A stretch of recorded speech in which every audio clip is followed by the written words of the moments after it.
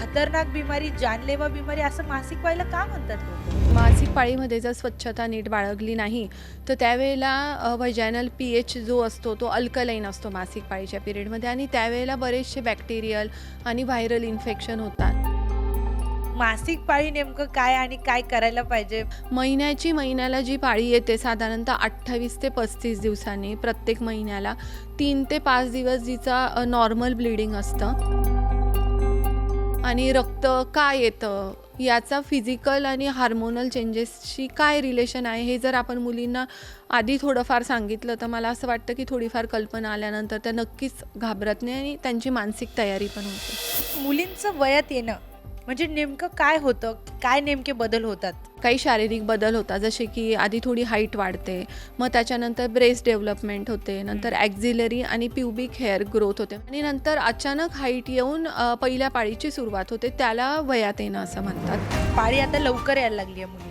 तर मग हे असं का झालंय? लाईफस्टाईल आहे, जंक फूड खूप खाण्यामध्ये येतं, शुगर बेस्ड फूड खाण्यामध्ये येतं आणि शेड्यूल हे खूप बिझी असल्यामुळे मासिक पाळी दरम्यान ना पोट आणि कंबर पण खूप जास्त दुखते, खूप जास्त वेदना होतात. पण त्यात पण असं आहे की काही मुलींना होतात आणि काही मुलींना अजिबात होत नाही. ज्या मुली खरोखरच म्हणजे आधीपासूनच ॲक्टिव्ह असतात आणि ज्यांना थोडीफार माहिती पण असते त्या मुली थोडंसं पिरियड्स येणं किंवा मासिक पाळी चालू होणं ही गोष्ट थोडी इझिली घेतात किंवा काही मुलींना खरंच खूपच जास्त पोट दुखत असेल आणि ते सहनच करता येत नसेल तर नक्कीच आपण डॉक्टरांना दाखवलं पाहिजे. या सगळ्यांमध्ये डाएट किती हेल्पफुल ठरू शकतं? साधारणतः हलकं जेवण करणे, भरपूर पाणी पिणे, हम्म. थोडेफार योगासनं करणे याच्यामुळे तुमचं पोटही क्लिअर राहतं आणि तुम्हाला पेन पण कमी होतात.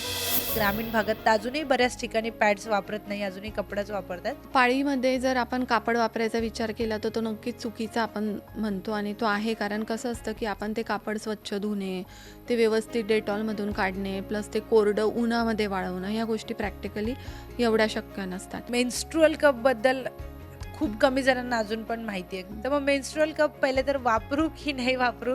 व्हर्जिन मुलींनी तो वापरू की नाही? तर मेन्स्ट्रुअल कप वापरल्यामुळे तुमची व्हर्जिनिटी जाईल किंवा प्रॉब्लेम होईल असं तर मला ॲब्सोल्युटली वाटत नाही आणि तसा विचारही करू नये.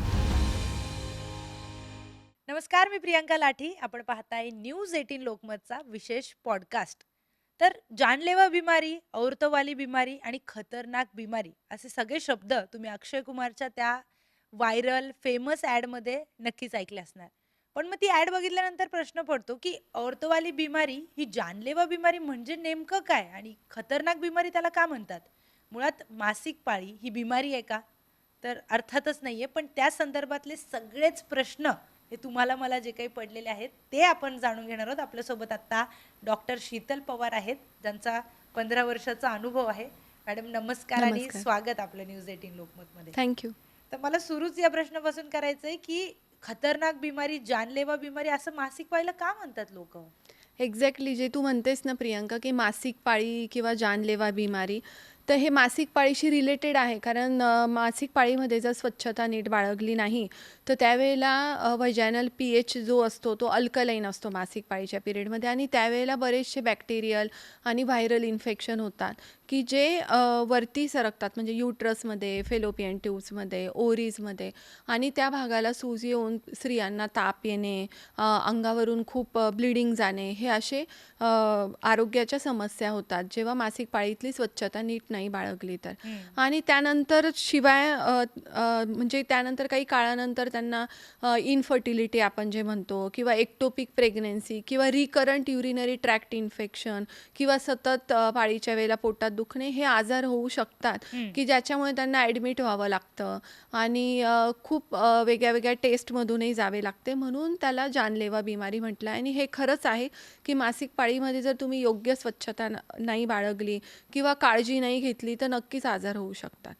निश्चितच मासिक पाळी हा अतिशय ते गंभीर विषय आणि याच्यावर बोललंच पाहिजे. हो. आता अजूनही मासिक पाळी हा गंभीर विषय तर आहेच, पण तो संकोचित आणि दुर्लक्षित आहे, की ज्याच्यावर पॅरेंट्स किंवा स्त्रिया किंवा पुरुष हे ओपनली बोलणं टाळतात किंवा त्यांना असं वाटतं की आपण ह्या विषयावर का बोललं पाहिजे. बरोबर, अगदी बरोबर. तर मुलींचं वयात येणं म्हणजे नेमकं काय होतं? काय नेमके बदल होतात? मुली वयात येतात म्हणजे साधारणतः मुलींचा जो योग्य वय असतं वयात येण्याचं हं. ते साधारणतः 11 ते 13 असतं.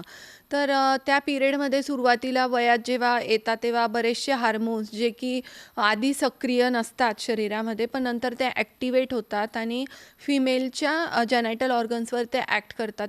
त्यामुळे त्याच्यानंतर बरेच सेक्स हार्मोन्स शरीरात वाढल्यानंतर काही शारीरिक बदल होतात. जसे की आधी थोडी हाईट वाढते.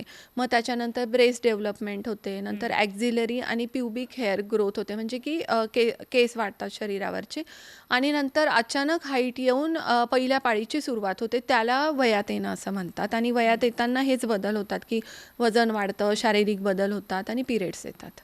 निश्चित. हा पॉडकास्ट जो आपण खास पालकांसाठी म्हणजे हं. मुलींच्या पालकांसाठी आपण म्हणतोय आणि ज्या मुलींना पहिल्यांदाच पिरियड्स आलेत, या मुलींना ना एक सायकॉलॉजिकल एक मानसिक धक्का बसलेला असतो अर्थातच, अर्थात. की आपल्या शरीरात आपल्यासोबत हे नेमकं काय घडतंय? कल्पना असते, पण जेव्हा प्रॅक्टिकली होतं तेव्हा एक वेगळाच धक्का असतो आणि त्यानंतर मग ते शारीरिक बदल पण सगळे त्यांना हँडल करायचे असतात. हं, हं. मग मासिक पाळी नेमकं काय आणि काय करायला पाहिजे ज्यांना पहिल्यांदा पाळी आली आहे किंवा मुलीच्या पालकांनी काय करायला पाहिजे? मासिक पाळी पहिल्यांदा येण्याच्या आधी मी सांगितले तसे शारीरिक बदल होतात. म्हणजे हं. जसे की ब्रेस्ट डेव्हलपमेंट होते, त्याच्यानंतर काखेतले आणि कमरेच्या इथले खालचे केस वाढतात.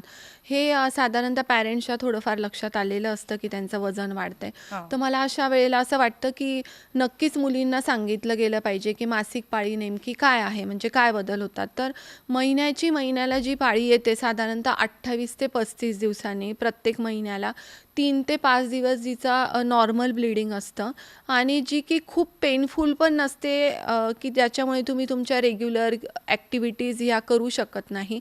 अशी पाळी ही रेग्युलर पाळी असते, की ज्याबद्दल मुलींना आपण माहिती दिली पाहिजे, की मासिक पाळी ही अशी हं. असते आणि रक्त का येतं, युटरसमधून जे असतं गर्भाशयातून ते ब्लीडिंग का होतं, याचा फिजिकल आणि हार्मोनल चेंजेसशी काय रिलेशन आहे, हे जर आपण मुलींना आधी थोडंफार सांगितलं तर मला असं वाटतं की थोडीफार कल्पना आल्यानंतर त्या नक्कीच घाबरत नाही आणि त्यांची मानसिक तयारी पण होते.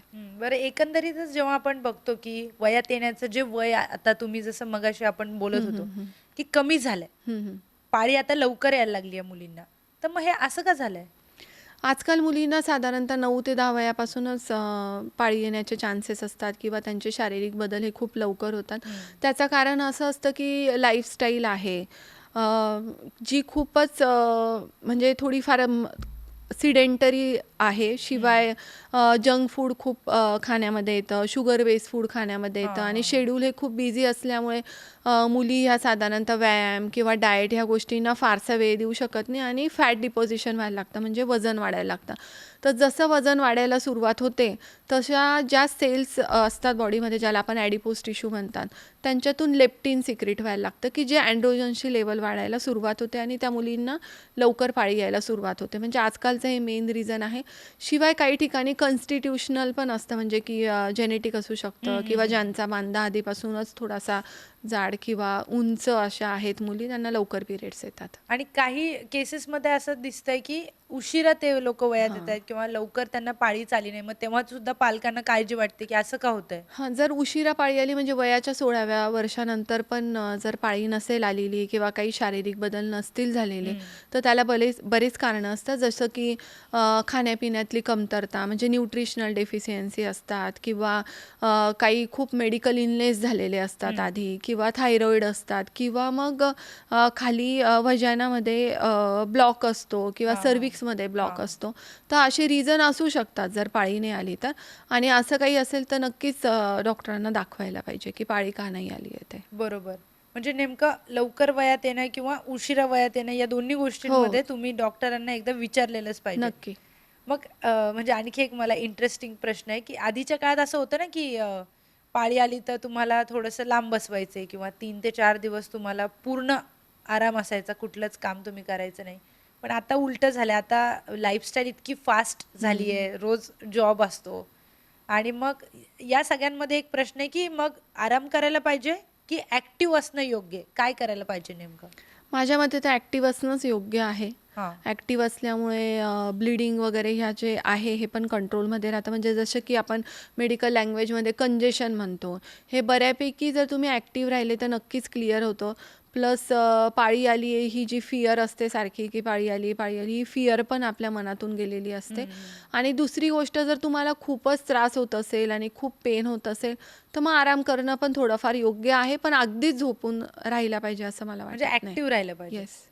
आता जे आपण जसं मगाशी बोलतोय की पहिल्यांदाच पिरियड्स आलेल्या मुलींसाठी नेमकं काय, पण अशा वेळी काय होतं की मानसिक एक त्यांना ताणतणाव आणि मूड स्विंग्स पण होतात, PMS जसं आपण, आणि त्यानंतर मग आत्मविश्वास पण थोडा डगमगलेला असतो की नेमकं काय होतंय, आणि खूप कॉन्शियस होतात बॉडी सोबत त्यांच्या. त्याचबरोबर आता शारीरिक बदल होत असतात. मग हे सगळं कसं हँडल करायचं ॲट अ टाइम, आणि काय नेमकं उपाययोजना देता तुम्ही? शारीरिक बदल जे होतात ते जर आपण मुलींना सांगितले, की एका नॉर्मल मुलीच्या वयात आल्यावर जे शारीरिक बदल होतात ते त्यांच्यात होत आहे, आणि मासिक पाळी येणं ही किती नॅचरल प्रोसेस आहे हे जर आपण मुलींना व्यवस्थित सांगितलं, तर नक्कीच त्यांना ते हँडल करायला इझी होतं.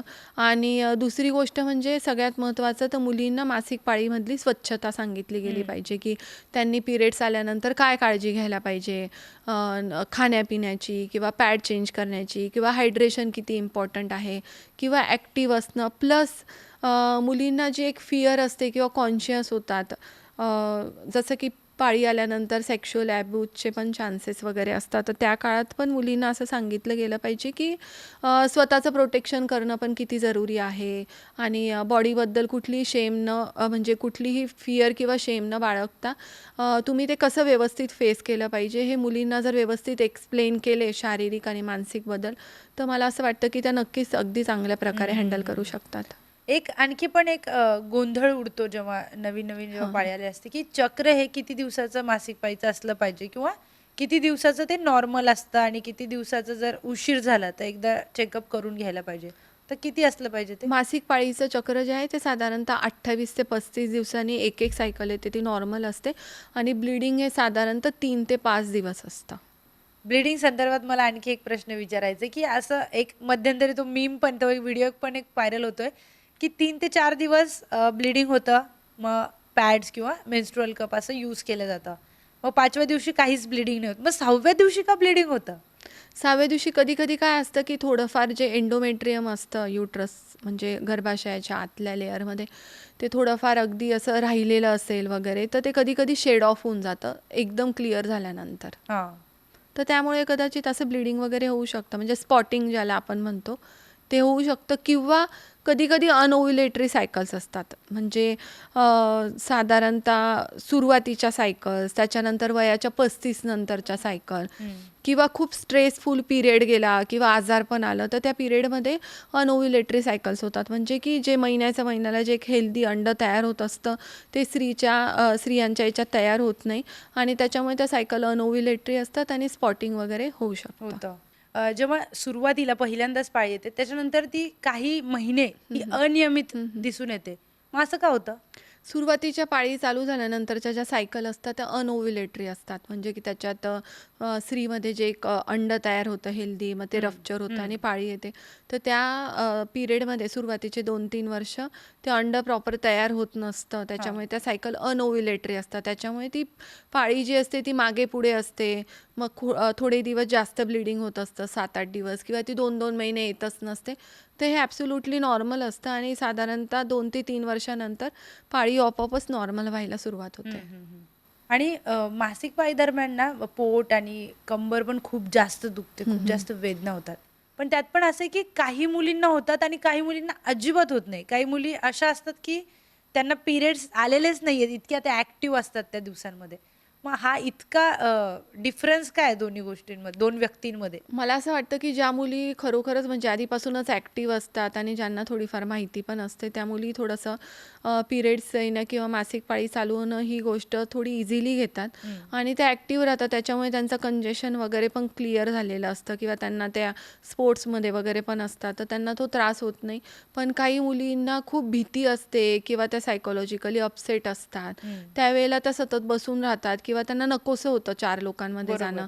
तर हां. अशा वेळेला पण त्यांना ते नकोसं झाल्यामुळे पण त्यांना असं वाटतं की खूप पोट दुखते, किंवा मग कॉन्स्टिपेशन असू शकतं, किंवा काही मुलींना खरंच खूपच जास्त पोट दुखत असेल आणि ते सहनच करता येत नसेल, तर नक्कीच आपण डॉक्टरांना दाखवलं पाहिजे. एकदा चेकअप केलंच पाहिजे. नक्कीच. मग या सगळ्यांमध्ये डाएट किती हेल्पफुल ठरू शकतं, की चांगला आहार जर घेतला तुम्ही, तर नाही दुखणार किंवा कमी दुखेल, असं काही असतं का? दुखण्याचा जर आपण विचार केला, की पाळीच्या वेळेला का दुखतं, तर मला असं वाटतं, की कॉन्स्टिपेशन जर झालं, तर त्यावेळेला पेन वाढू शकतं. त्याच्यामुळे तुम्ही साधारणतः हलकं जेवण करणे, भरपूर पाणी पिणे, हं. थोडेफार योगासनं करणे, याच्यामुळे तुमचं पोटही क्लिअर राहतं आणि तुम्हाला पेन पण कमी होतात. आणि न्यूट्रिशियस फॅक्टरचा जर आपण विचार केला, तर मला असं वाटतं, की आयर्न, कॅल्शियम बेस्ड जे फूड आहे, जे आपण रेग्युलर आपल्या जेवणामध्ये असतं, वरण, भात, खिचडी, गूळ शेंगदाण्याचा लाडू, हे तर वाढत्या वयातल्या मुलींनी नक्कीच खाल्लं पाहिजे. गूळ शेंगदाण्याचा लाडू किंवा तिळाचा तिळाचा लाडू हे लाडू, घरगुती उपाय घरगुती. केलेच पाहिजे. नक्की. किंवा काही मग मुली बाहेर राहतात, हॉस्टेलवर राहतात, मग मेसचं जेवतात. मग त्यांनी कसं ॲड ऑन केलं पाहिजे या सगळ्या गोष्टी? ते रूममध्ये वगैरे म्हणजे त्यांच्याबरोबर कॅरी करू शकता. ड्राय फ्रुट्स आहे, आपले साधे फळं आहे, हां. घरून बनवलेल्या काही वस्तू आहेत. हं. हे नक्कीच आपण खाऊ शकतो. आणि सपोज जर अगदीच कमी असेल, हिमोग्लोबिन कमी असेल हं. किंवा कॅल्शियम डेफिशियन्सी असेल, तर मग डॉक्टरांच्या सल्ल्यानुसार नक्की सप्लिमेंटही घ्यायला काही हरकत नसते. बरोबर. मग काय होतं ना, की असं बऱ्याच वेळा आता तुम्ही पण बघितलं असेल, तुमच्याकडे पण खूप पेशंट्स येतात. मग कोणाच्या घरी काही कार्यक्रम असतो, लग्न समारंभ असेल किंवा कुठला कार्यक्रम छोटा-मोठा हं, किंवा हं, कुठला सण आला हं. आणि मग तेव्हा जर मासिक पाळी येणार असेल, पिरियड्स येणार असतील, तर मग महिला गोळ्या घ्यायला सुरुवात करतात, की मला या दिवशी नकोय, मग थोडं पुढे ढकलूया असं. असं मी बऱ्याच जणांना बघितलंय, हं. की गोळ्या घेताना. पण मग त्या गोळ्यांचा किती हानिकारक परिणाम शरीरावर होऊ शकतो? आणि घेतल्या पाहिजे की नाही घेतल्या पाहिजे? घेतल्या पाहिजे किंवा नाही हा विचार करण्यासारखीच गोष्ट ही खरोखर. हां. जर खरोखरच त्यांना असं वाटत असेल, की पाळी येण्यामुळे त्यांना त्यांच्या कामामध्ये प्रॉब्लेम येणार असेल, तर मग त्यांनी घेण्याचा विचार त्या करू शकतात. पण त्या ज्या टॅबलेट्स असतात त्याच्यामध्ये प्रोजेस्टेरॉन नावाचं हार्मोन असतं, की जे क्लॉटिंग फॅक्टर वाढवतं आणि त्याच्यामुळे रक्ताची गुठळी वगैरे वाढते. त्यामुळे जे मध्यंतरी पेपरमध्ये येत होतं, की पाळीच्या पुढे ढकलण्याच्या गोळ्यामुळे त्रास झाला हं. वगैरे, तर त्याला हे एक कारण असू शकतं. प्लस गोळ्या घेताना आपण एक चांगली pharmaceutical company plus expiry date हे हं. पण बघितलं पाहिजे. म्हणजे कधी-कधी घेतल्या तर ठीक आहे, चालणार आहे. हो, फार पण कधीतरी घेऊ खूपच शकतात. कधीतरी. कारण की मध्यंतरी एक बातमी आलेली, की हां. त्या पिरियड्सच्या पुढे ढकलण्याच्या गोळ्या त्या मुलीने घेतल्या आणि हं, हं. त्यानंतर तिला आपला जीव गमवावा लागलाय. आणि मी पण त्याच्यावर एक व्हिडिओ पण केलेला. तर मग त्या व्हिडिओ खाली पण कमेंट्स आलेल्या बऱ्याच जणांच्या, महिलांच्या, की मी पण एकदा घेतली होती. अशा गोळ्या मी रेग्युलर घ्यायचे आणि मग त्याच्यामुळे क्लॉट्स तयार झाले आणि मग मला खूप महागात गेलं ते सगळं. पण आत्ता कुठे ट्रीटमेंट घेऊन मला हां, मी बरं तेच वाटतंय. सांगितलं, की हां, प्रोजेस्टेरॉन नावाच्या हार्मोन्समुळे क्लॉटिंग फॅक्टर वाढतात आणि हां. रक्ताची गुठळी होण्याचे चान्सेस असतात. पाळी पुढे ढकलण्याच्या गोळ्यांचा व्हिडिओ केलेला, तर त्याच्यावर काही कमेंट्स आहेत. त्या त्या हं, हं. संदर्भात मला तुम्हाला हं, हं. विचारायचं आहे. एक सारिका शेडगे म्हणून ताई आहेत, त्यांनी कमेंट केली, की पिरियड्समध्ये बेसिक आजारांवरच्या गोळ्या घेतल्यावर काय परिणाम होतो आपल्या शरीरावर?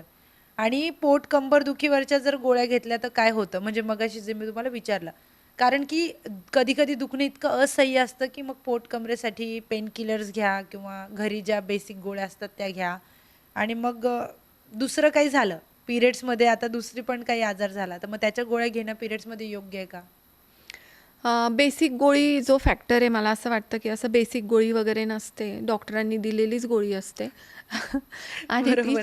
ती जी गोळी असते, तर मला असं वाटतं, की खूप जास्त दुखत असेल हां. आणि तो त्रास तुम्हाला असह्य होत असेल आणि त्याच्यामुळे डॉक्टरांनी जर तुम्हाला एखादी पेन किलर दिली असेल किंवा ज्याला आपण अँटीस्पॅझमोडिक म्हणतो, हं. म्हणजे ज्याच्याने ब्लीडिंग कंट्रोल होतं किंवा पोटाचं दुखणं कमी होतं, कमरेचं दुखणं कमी होतं, हं. तर ती गोळी तुम्ही डॉक्टरांच्या मार्गदर्शनाखालीच घ्या. कुठलीही घरगुती बेसिक गोळी किंवा तुमच्या मनाने घेऊ नका. हं. आणि दुसरी गोष्ट म्हणजे सपोज आपल्याला काही आजारपण आले, म्हणजे काही व्हायरल इन्फेक्शन झालं, ताप आला, तर आपल्याला ती गोळी घ्यावी लागली, तर मासिक पाळीमध्ये त्या गोळीचा असा काही वाईट परिणाम त्या मासिक पाळीवर नक्कीच होत हं, नाही. हं, हं. आणखी एक कमेंट त्या व्हिडिओ खाली आलेली, मानसीताई म्हणून आहेत, की मला 11 वर्षापूर्वी या गोळ्यांचा खूप त्रास झाला असं त्यांनी लिहिलंय आणि डोळ्यांजवळच्या एक नसमध्ये ब्लड क्लॉट झालं आणि मग त्यानंतर ऑपरेशन करायला लागलं आणि आत्ता कुठे जाऊन इतक्या वर्षानंतर मी थोडी ठीक झाली आहे. म्हणजे इतकी सिरियसनेस आहे का त्या गोळ्यांची? मी सांगितलं, की जी पाळी पुढे पुढे ढकलण्याची जी गोळी असते, त्याच्यात प्रोजेस्टेरॉन नावाचं हार्मोन असतं. ते शरीरामध्ये क्लॉटिंग फॅक्टर वाढवू शकतं. हं. क्लॉटिंग फॅक्टर वाढल्यामुळे रक्ताची गुठळी होते आणि मग ती गुठळी कुठे पण होऊ शकते. त्यामुळे असं होऊ शकतं. पण जसं मी सांगितलं तसंच तुम्ही गोळी जी आहे हं. ती डॉक्टरांनी दिलेल्या चांगल्या कंपनीची प्लस एक्सपायरी डेट ह्या पण गोष्टी मॅटर करतात. त्याच्यामुळे तुम्ही गोळी ही नक्कीच सल्ला घेऊनच घेतली पाहिजे किंवा सपोज तुमचा हाय लिपिड प्रोफाईल असेल हं. किंवा तुम्हाला डायबिटीस असेल किंवा तुमचं वय 40च्या वरती असेल तर नक्कीच तुम्ही डॉक्टरांच्या मार्गदर्शनाखालीच प्रोजेस्टेरॉनची गोळी घेतली पाहिजे. हं. म्हणजे डॉक्टरांना विचारून जर घेतलं तर तसा काही त्रास नाही. हां. आता आपण ह्याच्याबद्दल बोलूया, की पिरियड्समध्ये आता जेव्हा स्वच्छतेचा विषय येतो, मग तेव्हा ऑफकोर्स पॅड्सचा विषय येणार, मेन्स्ट्रुअल टॅम्पॉन. कपचा विषय येणार, टॅम्पॉनचा विषय येणार. आता ते नवीन पिरियड पॅन्टी पण निघाल्यात, त्याचा पण विषय येणार. सो मला एक-एक या सगळ्याबद्दल एक-एक करून आपण बोलूयात. तर सगळ्यात आधी पॅड्सबद्दल आपण बोलूया. आता ग्रामीण भागात तर अजूनही बऱ्याच ठिकाणी पॅड्स वापरत नाही, अजूनही कपडाच वापरतात. पण मग पॅड्स पण वापरताना काय काळजी घेतली पाहिजे? काय काही जणांना रॅशेस येतात पॅड्सनी पण. मग त्यांनी काय करायला पाहिजे? पाळीमध्ये जर आपण कापड वापरायचा विचार केला तर तो नक्कीच चुकीचा आपण म्हणतो आणि तो आहे. कारण कसं असतं की आपण ते कापड स्वच्छ धुणे, ते व्यवस्थित डेटॉलमधून काढणे, प्लस ते कोरडं उन्हामध्ये वाळवणं ह्या गोष्टी प्रॅक्टिकली एवढ्या शक्य नसतात. तर आपण पाळीच्या वेळेला जे पॅड वापरतो ते पॅड कधी-कधी स्किनला घासल्यामुळे रॅशेस वगैरे येऊ शकतात किंवा मग ते खूप सेंटेड असतील तर. मग अशा स्त्रियांनी ऑर्गॅनिक पॅड किंवा मग नुकतेच जे आपण नॅचरल कापूस वगैरे जे म्हणतो त्याच्यापासून बनवलेल्या पॅड त्या वापरू शकतात. हां. आणि मेन्स्ट्रुअल कपबद्दल खूप कमी जणांना अजून पण माहिती आहे. खरं तर तो खूप चांगला एक पर्याय आहे. पण माहिती कमी असल्यामुळे किंवा एक भीती आहे लोकांच्या मनामध्ये, की कसं काय आपण हे वापरावं, हे नवीनच प्रोडक्ट आहे. हं, हं, हं. तर मग मेन्स्ट्रुअल कप पहिले तर वापरू की नाही वापरू? आणि मग वापरायचं असेल तर मग पुढे आपण त्याच्याबद्दल बोलू. मेन्स्ट्रुअल कप जो आहे तो तुम्ही नक्कीच वापरू शकतात. मला असं वाटतं की साधारणतः वयाच्या 13-14 पर्यंतच्या ज्या मुली असतात त्यांचे हं. नुकतेच पिरियड्स चालू झाल्यामुळे त्यांना तो कम्फर्ट नसतो मेन्स्ट्रुअल कपसाठी तर त्या पॅड वापरू शकतात. हं. आणि जर मेन्स्ट्रुअल कप वापरायचा आपण ठरवलं तर तो कसा इन्सर्ट करायचा, तो स्वच्छ कसा ठेवायचा आणि तो किती तास आपण ठेवू शकतो, हं. याचं जर योग्य मार्गदर्शन झालं तर मेन्स्ट्रुअल कप वापरायला काहीच हरकत नसते. प्लस मेन्स्ट्रुअल कप जो असतो तो सिलिकॉनचा बनलेला असतो. त्याच्यामुळे तो रिसायकलिंगमध्ये पण जातो. त्याच्यामुळे आपण नेचरला पण तसं हं, चांगली हं, मदत हं, करतो जर हं. मेन्स्ट्रुअल कप वापरला तर. आणि तो काढायला आणि घालायला पण तसा सोपा असतो जर आपण त्याचं योग्य मार्गदर्शनाखाली बघितलं की तो कसा वापरायचा आहे तर. म्हणजे लहान मुलींनी तरी वापरू नये सुरुवातीला? हां, म्हणजे सुरुवातीला ॲक्चुअली चालू झाल्यामुळे त्या थोड्या घाबरलेल्या पण हं, असतात. हं. त्यांना सवय पण नसते. लीक व्हायचे कधी-कधी त्या मुलींमध्ये चान्सेस असतात. मग त्याच्यामुळे त्या अजूनच कॉन्शियस हां, होतात. बरोबर. त्यामुळे त्यांनी थोडंसं 12-13 नंतर वापरला तर नक्कीच चालतं. हं. पण मग तो सेफ आहे म्हणजे वापरू हो, शकतो नक्कीच आपण. सेफ आहे. आणखी त्याच्यामध्ये एक डाऊट असा असतो ना, की मग व्हर्जिन मुलींनी तो वापरू की नाही? ते चालणार आहे का? किंवा अ, भीतीच basically it's all about fear only, की कसं काय मी करूया? मला असं वाटतं की मेन्स्ट्रुअल हायजीनचा विचार करताना त्याचा आणि व्हर्जिनिटीचा काही असा फार संबंध आहे मेन्स्ट्रुअल कपचा असं मला वाटत नाही. कारण हायमेन हे खूप डेलिकेट असतं आणि ते हं. साईडला असतं. तर मेन्स्ट्रुअल कप वापरल्यामुळे तुमची व्हर्जिनिटी जाईल किंवा प्रॉब्लेम होईल असं तर मला ॲब्सोल्युटली वाटत नाही आणि हं. तसा विचारही करू नये. बरोबर. त्यामुळे मेन्स्ट्रुअल कप हा तुम्ही अगदी कॉन्फिडेंटली वापरू शकतात. तसा काही प्रॉब्लेम नाहीये. फक्त 18 वर्षाच्या नंतर. 13 वर्षानंतर म्हणजे मुलींना थोडंसं पाळीबद्दल माहिती कळाली, की 13-14 नंतर त्या वापरू शकतात. हां. त्यांची जी एक भीती असते आणि त्यांना एक मार्गदर्शन असतं ते योग्य मिळालं, की त्याच्यानंतर त्या मेन्स्ट्रुअल कप वापरू शकतात. पण ज्यांची पहिल्यांदाच पाळी आली आहे, त्या मुलींना त्यांनी काय थोडंसं वापरावं? अवघड होतं. हां. त्यांनी पॅड वापरणं जास्त सोयीस्कर असतं. त्यांनी पॅडच वापरला हं. पाहिजे. टेम्पॉन बद्दल काय सांगाल? टेम्पॉन यूज केलं पाहिजे की नाही? टॅम्पॉन जे असतं ते साधारणतः स्विमर्स किंवा ॲथलेट्स वापरतात. टॅम्पॉनमध्ये पण तेच असतं, की काही ब्लड क्लॉटिंग वगैरे एजंट असतात, की पाळी चालू झाल्यानंतर ते तिथंच क्लॉट होतं आणि लीक होत नाही. हां. आणि ते वजनाच्या थोड्याशा आतल्या साईडला इन्सर्ट केल्यामुळे लीक किंवा कंटॅमिनेशनची भीती नसते. हां. त्याच्यामुळे बऱ्याचदा स्विमर्स आणि ॲथलेट्स जे असतात ते टॅम्पॉन प्रिफर करतात. पण आजकाल मेन्स्ट्रुअल कपही ते वापरतात. वापरतायत. हो. पिरियड पॅन्टी पण आता एक नवीन आलंय. हां, पिरियड पॅन्टी वापरू शकतात. पण आता काय आहे, की ग्रामीण भागाचं जेव्हा आपण बोलतो, तर तिकडे अजूनही कपडा यूज केला जातो. हं. तर मग त्यांनी काय करायला पाहिजे? कारण की अनेक ठिकाणी असं आहे, की पॅडसाठी तितके पैसे नसतात. दर महिन्याला ते नाही खर्च करू शकत तेवढे पैसे. तर मग अशा वेळी कमी खर्चामध्ये काय ऑप्शन असू शकतो? मला असं वाटतं की जे पिरियड्स चालू झाल्यानंतर हं. ग्रामीण भागामध्ये पण सॅनिटरी पॅड वापरणंच जास्त योग्य आहे आणि ओके. त्याबद्दलच आपण लोकांपर्यंत हा संदेश पोचवावा की सॅनिटरी पॅड किंवा टॅम्पॉन किंवा हां. मेन्स्ट्रुअल कप हे ॲब्सोल्युटली सेफ आहेत आणि ते प्रायमरी हेल्थ सेंटरमध्ये पण जे पॅड्स असतात ते हं. प्रोव्हाइड करायला काही हरकत नसते किंवा अंगणवाडीमध्ये ज्या स्त्रिया काम करतात हां. त्यांना ट्रेन करून त्यांच्या मार्फतही आपण पोचवू शकतो आणि शक्यतो मला असं वाटतं की आपण त्याचाच विचार करावा की सॅनिटरी पॅड्स हे कसे वापरता येतील आणि कसे योग्य प्रकारे ते डिस्पोज करता येतील. पण मग ते डिस्पोज कसे करायचे? त्याची विल्हेवाट कशी लावायची? थोडंसं जरा ते सविस्तर सांगा. ग्रामीण भागामध्ये जे सॅनिटरी पॅड्स वापरतात तिथं मला असं वाटतं की आपण त्यांना सांगायला पाहिजे किंवा ग्रामपंचायत थ्रू असं अवेअरनेस करायला पाहिजे की क्लोज जे आपले येतात डस्टबिन वगैरे हं, हं, त्याच्यात हं. ते टाकले गेले पाहिजे व्यवस्थित पेपरमध्ये रॅप करून किंवा बऱ्याचशा ग्रामपंचायतींमध्ये ते एक 8-15 दिवसाचा स्टब जमा करून तो एक तर तो जाळतात. हं, नाही तर मग खूप ठिकाणी ते खड्ड्यांमध्ये पुरून वरती माती टाकतात जेणेकरून त्या पॅडमुळे दुर्गंधी येत नाही किंवा ते जनावरांच्या तोंडात जात नाही हं. किंवा जे पब्लिक टॉयलेट्स असतात ते ब्लॉक होत नाही याच्यासाठी काळजी घेतली जाते आणि ते आपण सांगायला लोकांना काहीच हरकत नाही आहे. पण म्हणजे सॅनिटरी पॅडच वापरले पाहिजेत. हो. हं. कारण की गावाकडे तो एक गावाकडे मेन्स्ट्रुअल सायकल किंवा पाळी जी आपण म्हणतो तो खूपच असा दुर्लक्षित, संकोचित असा हं, आहे की हं, ज्याच्यामध्ये ते हं. ओपनली बोलतही नाही आणि मला तर असं वाटतं की त्यांना कपडे सुकवायलाही फारशी जागा नसते किंवा त्याला सनलाईट पण नसतो. हां. तर ती गोष्ट कधीही त्यांना न सांगता म्हणजे पॅडच वापरा असंच संदेश आपण दिला पाहिजे. हं. आणि तेच त्यांच्यापर्यंत पोहोचवलं पाहिजे जसं की अंगणवाडी आहे, प्रायमरी हेल्थ सेंटर आहे किंवा स्कूल आहेत. स्कूलमधूनही आपण मुलींना त्याचं मार्गदर्शन करू शकतो की पॅड का वापरायचे, त्याचं काय महत्त्व आहे, कोणते आजार त्यामुळे होत नाही. पण पॅडच वापरला पाहिजे. हो. कारण की तो एक लाल रंगाचा कपडा मी तुम्हाला इंटरव्ह्यूच्या हं, आधी हं, पण हं. सांगितलं, की एक लाल रंगाचा कपडा आता ग्रामीण भागामध्ये यूज केला जातो, पण हं. तो धुवून वाळून परत वापरला जातो. पण मग तेच आहे, की तो किती सेफ? लाल कपडा आपण जो म्हणतो ना, मी तेच सांगितलं, की सूर्यप्रकाशामध्ये ते जास्त ड्राय होऊ शकत नाही सनलाईटमध्ये. प्लस ते निर्जंतुक होऊ शकत नाही, जसं प्रॉपरली सॅनिटरी पॅड असतं तसं. हं. त्यामुळे पाळीमध्ये काही आजार होण्याची शक्यता असते, ते कापड वापरल्यामुळे जास्त होतं अजून. अच्छा, म्हणजे नाहीच वापरलं पाहिजे. नाहीच वापरलं पाहिजे. टाळलं पाहिजे. टाळलं पाहिजे. आणखी एक मला विचारायचं होतं, जेव्हा इंटिमेट हायजीनचा प्रश्न येतो, हं, हं. तर मग अनेक मार्केटमध्ये आता प्रोडक्ट्स आलेत. म्हणजे नाव घेणं योग्य नाही राहणार, हं, पण हं. वॉशसाठी वेगळे प्रोडक्ट्स आलेत. ते प्रोडक्ट्स वापरणं गरजेचं आहे का? किंवा ते प्रोडक्ट्स जरी आपण नाही घेतले, तरी आपण स्वच्छता तशी बिना त्या प्रोडक्ट्सची करू शकतो का? मग करायचं असेल, तर मग काय आम्ही त्याऐवजी वापरावं?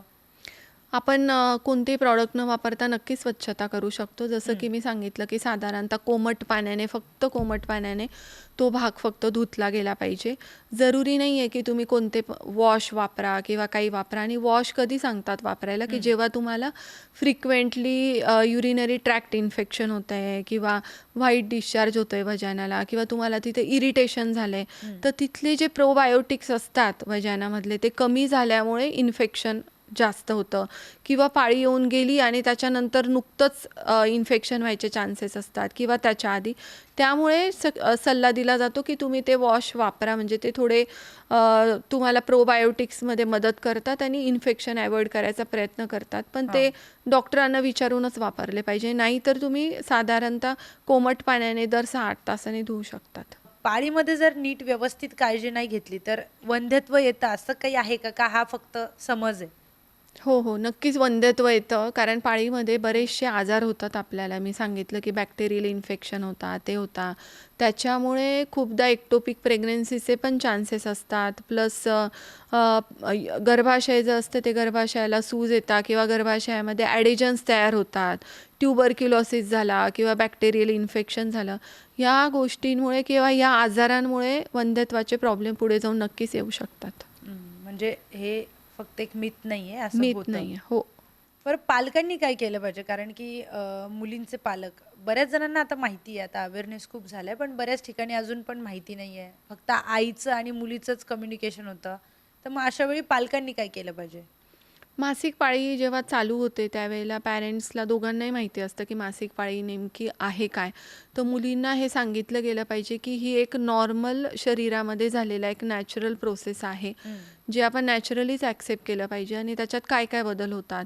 मग पाळीबद्दलची स्वच्छता म्हणजे पॅड वापरणे, दर 6 ते 8 तासाने पॅड चेंज करणे किंवा मेन्स्ट्रुअल कपबद्दलची माहिती असेल किंवा टॅम्पॉन असेल त्याच्याबद्दलची माहिती देणे, प्लस सेक्शुअली कसं सेफ राहणे किंवा आपण म्हणतो की त्यांना थोडंफार असं लाजल्यासारखं होतं, शारीरिक बदल होतात, तर ते किती नॅचरल आहेत हे मुलींना समजावून सांगणे. प्लस कॉटनचे कपडे जे आहे ते कॉटनचे कपडे वापरणे, नायलॉन किंवा सिंथेटिक वेअर जे आहे ते अवॉइड करणे. फ्रिक्वेंटली तो भाग धुवायची गरज नसते. साधारणतः 6 ते 8 तासाने तुम्ही कोमट पाण्याने ते धुवू शकतात. प्लस डाएट आणि तुमच्या हायड्रेशनची काळजी घेणे, म्हणजे की साधारणतः हलकं जेवण करणे, पचायला त्रास न होणे, बाहेरच्या गोष्टी अवॉइड करणे, भरपूर पाणी पिणे, आयर्न कॅल्शियम तुमचं व्यवस्थित आहे का हे पण चेक करून घेणे. आणि जसं सांगितलं मी आधी तसं पाळी चालू झाल्यानंतर सर्व्हायकल कॅन्सरच्या व्हॅक्सिनेशनबद्दलही पॅरेंट्सने स्वतःही अलर्ट राहावं आणि मुलींना पण माहिती द्यावी. बरं, आता डाएट आयर्न बद्दल जे बोलतोय आपण, मग ते कसं वाढवायचं त्यांनी? आयर्न जर आपण वाढवायचं म्हटलं तर गूळ शेंगदाणा जसं आहे, गूळ शेंगदाण्याचे लाडू आहे, तीळ शेंगदाण्याचे लाडू आहे, ग्रीन लिफी म्हणजे हिरव्या भाज्या आहे, पालेभाज्या. त्यानंतर टरबूज आहे, ॲपल आहे, बनाना आहे. ह्या सगळ्या गोष्टी जर तुम्ही व्यवस्थित खाल्ल्या तर तुमचं नक्कीच आयर्न कॅल्शियम वाढतं. प्लस ग्रेन्स फॅक्टरमध्ये जर आपण गेलो तर बाजरीमध्ये आणि नाचणी जी असते त्याच्यात खूप जास्त कॅल्शियम असतं, तर खाण्यामध्ये ते इन्क्लूड करून घेणे. त्याच्यानंतर दिवसातून एकदा कुठलंही एक फळ खाणे. ह्या सगळ्या गोष्टी जर तुम्ही इन्क्लूड केल्या आणि पाणी भरपूर पिलं तर नक्कीच आयर्न आणि कॅल्शियमची डेफिशियन्सी करेक्ट राहते. आणि उन्हामध्ये पण स्वतःचं शरीर जे आहे म्हणजे जॉईंट्स मोस्टली ते एक्सपोज झाल्याने व्हिटॅमिन डीची पण डेफिशियन्सी राहत नाही. बरं, एक सगळ्यात महत्त्वाचा प्रश्न राहिलाय माझा विचारायचा, की आता ज्या मुलांच्या मैत्रिणींना, गर्लफ्रेंड्सला पाळी आली तर चिडचिड करतात, मग आता त्या मुलांनी करायचं काय? त्यांना तर माहितीच नसतं की काय होतंय. ते बिचारे त्यांच्या परिणाम बघतात, कसं काय मदत करू शकतो, काय नेमकं करू शकतो. मग त्यांनी काय करायचं? त्यांना तुम्ही सल्ला द्या, ॲज अ स्त्रीरोग तज्ज्ञ सांगतेय त्यांना. अच्छा, तर त्या मुलांना काय संदेश द्यायचा? तर मी दोघांना पण संदेश देईल तो. हां. पहिली गोष्ट म्हणजे मुलींना सांगेल, की पाळी येण्याच्या आधी आपल्या शरीरामध्ये प्रोजेस्टेरॉन नावाचं हार्मोन वाढतं. सिरोटोनिन जे मूड स्टॅबिलायझर असतं त्याची लेवल कमी होते. तर त्या पिरियडमध्ये तुमचा चिडचिडेपणा वाढतो किंवा ब्लोटिंग होतं. ब्लोटिंग होतं म्हणजे काय होतं, की इंटेस्टाईन जे असतं म्हणजे आतड्या ज्या असतात त्यांची मोटिलिटी कमी होते त्या पिरियडमध्ये. त्याच्यामुळे तुमच्या बॉडीमधलं कॉन्स्टिपेशन व्हायचे चान्सेस असतात. प्लस वॉटर रिटेन्शन होतं. तर हे जे बदल होतात हे नॅचरल आहेत. मग याच्यासाठी मुलींनी काय केलं पाहिजे, तर साधं हलकं जेवण केलं पाहिजे आणि त्याच्यानंतर सॉल्ट आणि कॅफिनचं प्रमाण कमी केलं पाहिजे, म्हणजे कॉफी, मीठ अच्छा. वगैरे. साधारणतः मी सांगते की काळं मीठ वापरा जर खूप वॉटर रिटेन्शनचा किंवा ब्लोटिंगचा त्रास असेल. नंतर प्रोबायोटिक्स ज्याला आपण म्हणतो, म्हणजे ताक वगैरे घेतलं पाहिजे. ते पण नसेल आवडत आणि तुमचा त्रास कंट्रोल होत नसेल तर प्रोबायोटिक्सच्या कॅप्सूल घेतल्या पाहिजे. आणि म्हणजे ही साधारणतः ही काळजी घेतली पाहिजे. एक्सरसाइज किंवा मित्रमैत्रिणींमध्ये मिक्स होणं, स्वतःला एंगेज करणं हे केलं पाहिजे. मुलाचं सांगाल तर मुलाला मला असं वाटतं की त्याने तिला समजवलं पाहिजे की हे ह्या गोष्टी नॅचरल आहे. ते ऐकून नाही घेणार तेव्हा. आणि चॉकलेट किंवा ह्या गोष्टी ज्या आहेत म्हणजे असं म्हणतात की चॉकलेटमध्ये मॅग्नेशियम असतं, तर ते अच्छा. मसल रिलॅक्संट हां, मी तेच असतं. विचारणार होते तर चॉकलेट. चॉकलेट, डार्क चॉकलेट वगैरे चालतं ना Yes, डार्क चॉकलेट नक्कीच. खाल्लं तर? हां. तर पण- डार्क चॉकलेट वगैरे वापरू शकतात. आणि कॉफी वगैरे अवॉइड करून मला असं वाटतं की ज्यूस वगैरे घ्यायला काहीच हरकत नाही. अच्छा. आणखी एक मला त्याच्यात ऍड करायचंय, प्रत्येक गोष्टीला हो म्हणा, कशालाच नाही म्हणू नका. ते जास्त हेल्पफुल ठरेल मला असं वाटतंय. तर मासिक पाळी आणि या विषयावर आपण बरीच माहिती आम्हाला दिलेली आहे, बरेच प्रश्न होते. पण या एपिसोड नंतर देखील अनेक प्रश्न असतील महिलांचे. कमेंट सेक्शनमध्ये तुम्ही आम्हाला नक्की सांगा की आणखी काय तुम्हाला प्रश्न आहेत, आणखी काय आपण मॅमशी बोललं पाहिजे आणि जाणून घेतलं पाहिजे. पण आपले खूप खूप धन्यवाद, आपण आलात आणि सगळी सविस्तर माहिती आम्हाला दिली आहे. यापुढे देखील आपण आणखी महिलांच्या आरोग्यावर करणार आहोत एपिसोड, आणि नेमक्या आणखी काय समस्या आहेत त्यासुद्धा मॅमकडून आपण त्याचे सोल्युशन जाणून घेणार आहोत. पण तुर्तास आपण आत्ता इथेच थांबूया. पण कमेंटमध्ये आम्हाला नक्की सांगा की तुम्हाला एपिसोड कसा वाटला आणि कुठल्या विषयावर पुढचा एपिसोड तुम्हाला बघायला नक्की आवडेल. पाहत रहा न्यूज 18 लोकमत.